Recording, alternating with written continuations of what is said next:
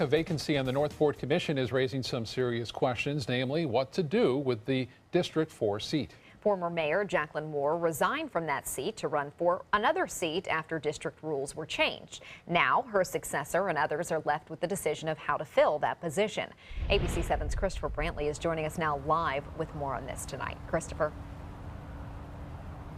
Well, Scott and Haley, a special election for that District 4 seat is scheduled for several months from now, but the big question here is what will happen to the commission until that election? Meet Chris Hanks. He's the new Northport commissioner who promised to bring with him common sense. Today he's trying to make sense out of an issue rarely seen, an empty seat. Because of the rush of this situation, I really see it's impossible to get anything done and allow the citizens of our city to have that input that is proper.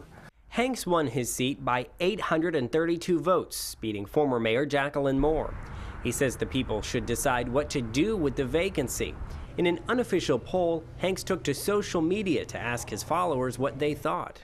I would say over 99% said just don't do anything.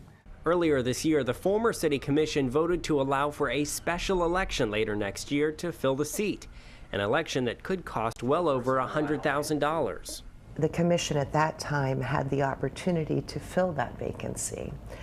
But what I believe in an act of malfeasance foisted upon this city.